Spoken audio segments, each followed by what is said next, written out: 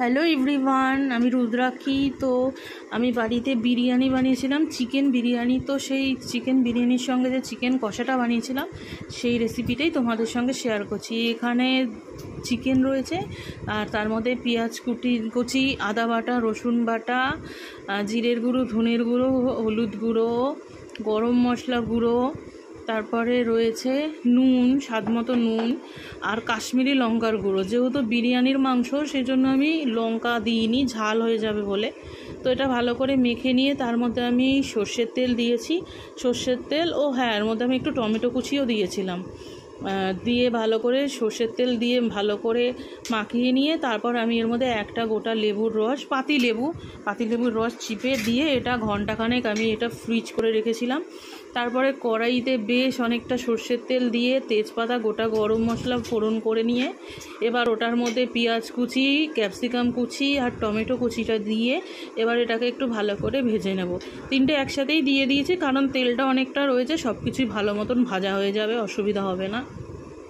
তো এবার যতক্ষণ না ব্রাউন কালার হচ্ছে সব কিছুর, ততক্ষণ ধরে আমি ভেজে যাব।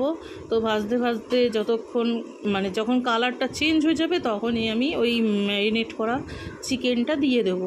তো দেখো ভাজা হয়ে গেছে, তারপর আমি ম্যারিনেট করে রাখা চিকেনটা কিন্তু এবার দিয়ে দিয়েছি। আমি এখানে টক দই দিইনি, পাতিলেবুর রস দিয়েছি, সেজন্য টক দই দেওয়ার প্রয়োজন হয়নি। দিয়ে এবার ভালো মতন করে কষাতে হবে, একদম খুব সুন্দর করে কষাতে হবে। মুরগির মাংস বলো, খাসির মাংস বলো, যাই বলো, তো কষানোর উপরেই রান্নার পুরোটাই সব কিছু নির্ভর করে। কষানো যত ভালো হয় রান্নার সেন্ট তত ভালো হয়, খেতে তত ভালো হয়, খেতে মজাও হয়। তো এবার ভালো মতন করে কষানোর পর দেখো জলও ছেড়ে গেছে, ঢাকনা দিয়ে রেখেছিলাম। তো তারপরে এটার মধ্যে আমি একটু বিরিয়ানি মশলা, 1 প্যাকেট বিরিয়ানি মশলা অ্যাড করছি।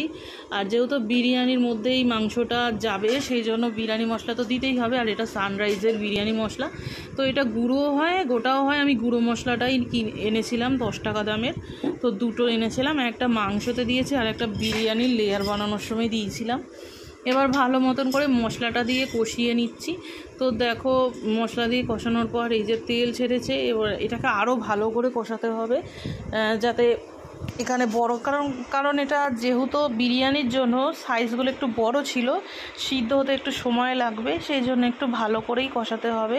হালকা করে কষালে কিন্তু হবে না, খুব ভালো করেই কষাতে হবে। যেমন একটু করে নাড়াচাড়া করে জল ঢেলে দিলাম, এরকম ব্যাপার হলে ভালো লাগবে না বিরিয়ানিতে মাংসটা। ভালো করে কষাতে দেখো কত তেল ছেড়েছে আর কালারটা দেখো, জাস্ট ওয়াও, কালারটা খুব সুন্দর এসছে।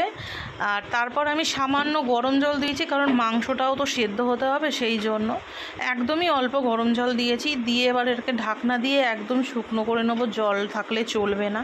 তো ঢাকনাটা তুলে দেখলাম যে জলটা অনেকটাই কমেছে, কিন্তু পুরোটাই কমতে হবে। আর এতে কিন্তু আমি আলু অ্যাড করিনি, তোমরা দেখতেই পাচ্ছ আলু ছাড়াই করেছি।